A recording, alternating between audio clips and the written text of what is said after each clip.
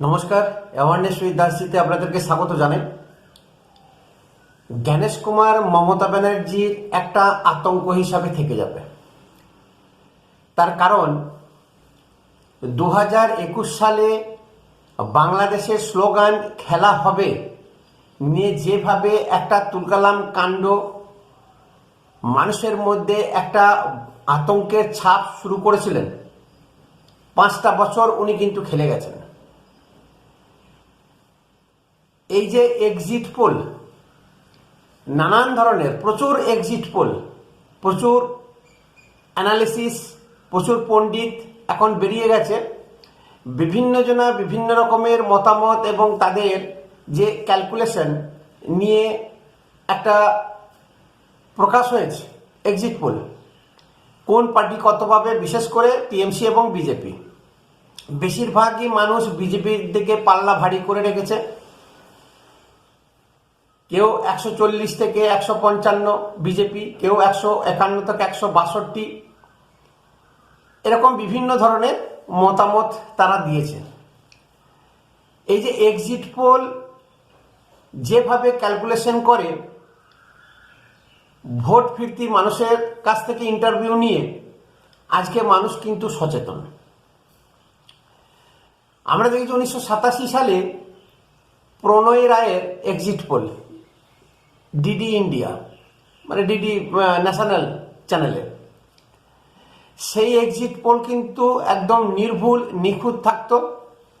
সেখান থেকে সেই প্রণয় রায়ের কাছ থেকে শিক্ষা নিয়ে বলুন, বা এই যে সিপোলজিস্ট আছে, এখন প্রচুর এরকম পণ্ডিত বেরিয়ে গেছে, প্রচুর, অগন্তি, একদম সেই দশকর্মা ভান্ডারের মতন এক্সিট পোল নির্ণয়কারী সংস্থা। কিন্তু মানুষও এখন বুঝে গেছে, মানুষও কিন্তু প্রচুর চালাক। আপনি যা জিজ্ঞাসা করবেন তার উল্টোটা জবাব দেবে। তো এইভাবে অন্যান্য রাজ্যে মিলে গেলেও পশ্চিমবঙ্গের রেজাল্ট কিন্তু সবসময় মেলে না। 2021 সালে একদম সবাই বিজেপিকে এগিয়ে রেখেছিল, কিন্তু নির্দ্বিধায় টিএমসি বহু সংখ্যক ভোটে আবার জিতে ফিরে এলো। হ্যাঁ, হতে পারে গণনা কেন্দ্রে কারসাজি করে আইপ্যাকের যে বুদ্ধিতে প্রিসাইডিং অফিসার বলুন, বা গণনা কেন্দ্রে যে বিডিও বানিয়ে, সরকারি অফিসার বানিয়ে আইপ্যাকের কর্মীদেরকে ঢুকিয়ে তছনছ করেছিল, সেটা কিন্তু আমাদের তখন জানা ছিল না। কিন্তু এইবারে বিজেপি খুব গুনে গুনে পা ফেলছে। বিজেপি নানান সংগঠন নামিয়ে দিয়েছে ভোটের আগে থেকে। আরএসএস বহু আগে থেকে পশ্চিমবঙ্গে ঢুকেছে, এবং এই যে ভোট প্রাক্কালে এসআইআর হলো, এই এসআইআরে প্রায় 90 থেকে 91 লক্ষ নাম বাদ গেছে। পশ্চিমবঙ্গে চিরাচরিত যেসব মানুষ মারা যায় তাদের ভোটার লিস্ট থেকে নাম বাদ হয় না, এটা বামফ্রন্ট সরকার থেকে শুরু করেছিল। সেই মৃত ভোটারের সংখ্যা 50 লক্ষেরও বেশি ছিল। তাছাড়া রোহিঙ্গা, বাংলাদেশি অনুপ্রবেশকারী মানুষ যে এখানে ঢুকে পশ্চিমবঙ্গের মানুষের খাবারে থাবা বসানো, জায়গাতে থাবা বসানো, 100 দিনের কাজ, নানা রকমের সামাজিক প্রকল্পে থাবা বসানো, শুধুমাত্র এই ভোট বৈতরণী পার করার জন্য। যেটা বামফ্রন্ট সরকার করে এসেছিল। 2005 সালে মমতা ব্যানার্জি সংসদে প্রতিবাদ করেছিলেন যে এখানে স্বচ্ছ ভোট হয় না, বাংলাদেশিদেরকে দিয়ে ভোট করায়। তাই বামফ্রন্ট কিন্তু এত বছর ধরে টিকে আছে। সেই একই ফর্মুলা মমতা ব্যানার্জি কিন্তু গ্রহণ করেছিলেন বা করছেন। এই যে একটা বিশাল এসআইআর না হলে মানুষ কিন্তু আজকে এত সব জানতে পারত না। তাহলে মমতার বৃহদাংশ যে ভোটার সংখ্যা, সেটা কিন্তু এসআইআরই বাদ চলে গেছে। জ্ঞানেশ কুমার প্রতিনিয়ত যেভাবে খোল নলচে প্রশাসনকে বদল, নাস্তানাবুদ করা, এবং মানুষ চেয়েছিল যে রাষ্ট্রপতি শাসন না হলে এখানে স্বচ্ছতার সঙ্গে ভোট করানো অসম্ভব, এবং জনস্বার্থ মামলাও হয়েছিল। প্রত্যেকেই চেয়েছিল। জ্ঞানেশ কুমার এমনভাবে খেলবে আমরা নিজেরাও বুঝতে পারিনি। আমরা হয়তো ভেবেছিলাম যে জ্ঞানেশ কুমার হয়তো পাপ্পু ভালো করে খেলতে পারবে না।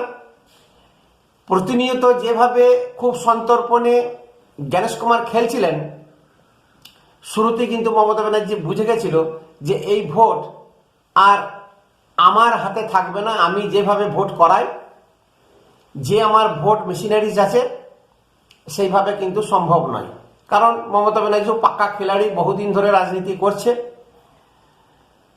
এই যে জ্ঞানেশ কুমার ধীরে ধীরে এবং প্রশাসন এমনভাবে লাগিয়েছে যেন এখানে একটা যুদ্ধকালীন তৎপরতা, কোনো আতঙ্কী সংগঠন এখানে অ্যাটাক করেছে। যেমন কাশ্মীরে প্রতিনিয়ত প্রত্যেক দিন 24/7 লেগে থাকে মিলিটারি সেখানে, ঠিক সেইভাবে পশ্চিমবঙ্গে সাজোয়া গাড়ি, বোম স্কোয়াড গাড়ি আর এত ক্যাব এর আগে পশ্চিমবঙ্গে কিন্তু নামেনি। কঠোর হাতে দমন করেছেন জ্ঞানেশ কুমার।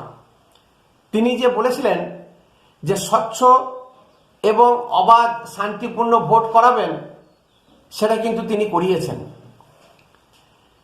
দক্ষিণ 24 পরগনায় যে ওখানে ভোট হয় না, ওখানে গুন্ডাগিরি হয়, প্রহসন হয়, নানান রকমের ফন্দি ফিকির, সেখানে শেষ মুহূর্তে একটা দাবাং এনকাউন্টার স্পেশালিস্ট অফিসারকে নামিয়ে দিয়ে এক রাতে ঘুম ছুটিয়ে দিয়েছে। এই যে জ্ঞানেশ কুমার নানান ধরনের যে পরিকল্পনা, এই যে ভোট মেশিনারিজকে মমতা ব্যানার্জি কাজে লাগাতে পারল না, আমার মনে হয় এই ভোটটাই হচ্ছে মমতা ব্যানার্জির শেষ ভোট। রাজনৈতিক জীবন থেকে অবসরও নিয়ে নিতে পারেন, তার কারণ এরপরে আর ওনার কোনো রাস্তা নেই।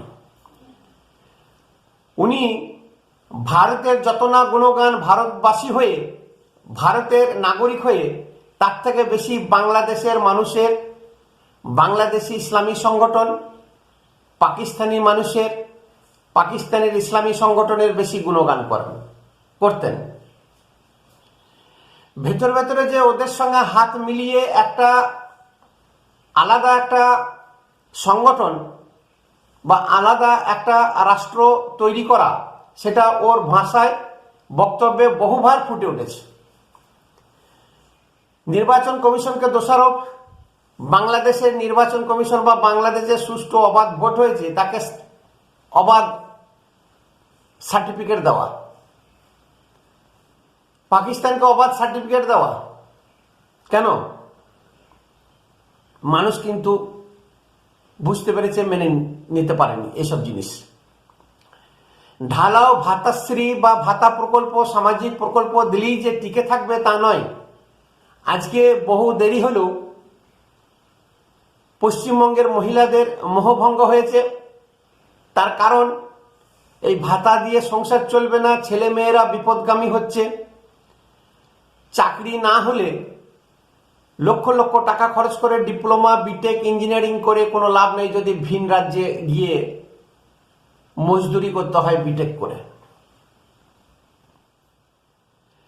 এই যে এক্সিট পোলে বারবার বিজেপিকে এগিয়ে রেখেছে, এটাই কিন্তু মমতা ব্যানার্জির মাথা খারাপ হয়ে গেছে।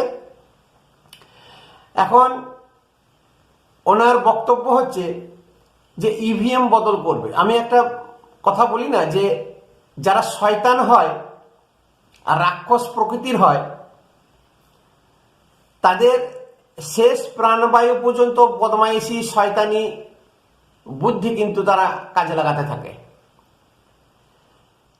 মমতা ব্যানার্জির উদ্দেশ্য হচ্ছে ঝামেলা করা। বিরোধী নেত্রী যখন ছিলেন কিভাবে ঝামেলা করতেন, অশান্তি করতেন আমরা দেখেছি। তখন আমাদের ভালো লাগতো যে হ্যাঁ প্রতিবাদ হচ্ছে, অ্যাকচুয়ালি সেটা প্রতিবাদ ছিল না। এই যে নানান রকম ধরনের ক্যাওয়াস তৈরি করা, ডেড বডি নিয়ে রাজনীতি করা, এখানে ওখানে টেনে হেঁচড়ে ঘুরে নিয়ে যাওয়া, বাংলা পশ্চিমবঙ্গের বুকে এরকম রাজনীতি কালচার ছিল না, একমাত্র মমতা ব্যানার্জি যে মৃত ব্যক্তিকে নিয়ে রাজনীতি করত। মানুষ কিন্তু আজকে বুঝে গেছে, মেনে নিতে পারছে না, মান সম্মান হানি হয়ে গেছে। ভিন রাজ্যে তাদেরকে জবাবদিহি দিতে হচ্ছে। ভিন রাজ্যে সারা ভারতে পশ্চিমবঙ্গের মানুষের যে সম্মান ভুলুণ্ঠিত হয়েছে এই 15 বছরে, এর আগে কিন্তু কোনোদিন হয়নি। পরিযায়ী শ্রমিক যারা ছিলেন, বাইরে কাজ করেন, বিভিন্ন রাজ্যে সারা ভারতবর্ষে ছড়িয়েছে, তারা নিজের টাকা খরচ করে বা কোনো কোনো সংগঠন টিকিট কেটে দিয়েছে।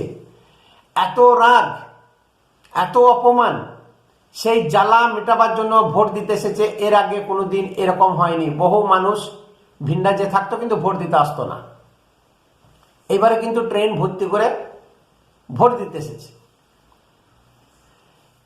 কিন্তু যেটা শোনা যাচ্ছে, সবজি বাজারে যান, পাড়ার মোড়ে চায়ের দোকান এবং বিশেষ করে মহিলারা স্বতঃস্ফূর্তভাবে এখন ওপেনলি রাস্তাতে বলছেন যে এর পরিবর্তন একটা হওয়া দরকার আছে, পরিবর্তন হবে। যে ভোটের আগে টিএমসি সমর্থক বুক ফুলিয়ে বলতো যেখানে মোদি বিজেপি এলে পরে মানুষের অবস্থা খারাপ হবে, গরিব মানুষের দুর্দশা আরো বেড়ে যাবে, সেই মানুষকে এখন বলতে শুনছি যে না, সত্যি করে পরিবর্তন হওয়াটা দরকার আছে। যে এই যে একটা কেওয়াস সৃষ্টি করা আর এক্সিট পোল অনেক সময় মুখ দেখে করে, কারণ রুলিং পার্টি শাসকের কাছ থেকে বহু উপঢৌকন টাকা পয়সা নিয়েছে। যত বাংলা চ্যানেল আছে সব সময় কিন্তু মিলে না। আর একটা বড় খবর হচ্ছে, অমিত শাহ বলেছিলেন যে এখানে 15 দিন তিনি থাকবেন। এই 15 দিন থাকবেন মানে শুধু এখানে খেয়ে বসে আর সভা করতে কিন্তু উনি আসেননি। যেটা ভেতরের খবর, অমিত শাহ যে হোটেলে ছিলেন সেই হোটেলে প্রত্যেক দিন রাত 11টার পরে মিটিং বসতো। সমস্ত বিজেপি কর্মী যারা বুথ লেভেল পর্যন্ত আছে তাদের সঙ্গে ফোনে কথা বলা। 3টে টিম গঠন করেছিলেন, একটা উপর লেভেলের বিজেপি কর্মী, একটা ইনচার্জ, আর একটা গোপনে এজেন্সি ছেড়ে রেখেছিলেন অমিত শাহ নিজস্বভাবে, ঠিক আইপ্যাকের মতো। এই 3টে এজেন্সি বলুন বা 3 জায়গা থেকে রিপোর্ট নিয়ে উনি বিশ্লেষণ করতেন এবং পরের দিনে সভা করতে বেরিয়ে যেতেন। প্রত্যেকেই কিন্তু একটা রিপোর্ট দিয়েছিল, গোপন রিপোর্ট প্লাস আরএসএস ছিল। সেই গোপন রিপোর্টে প্রত্যেকেই বলেছিল যে 100% আত্মবিশ্বাসের সঙ্গে বলছি বিজেপি ক্ষমতায় আসছে এবং 160 থেকে 162টি সিট এবারে পাবে।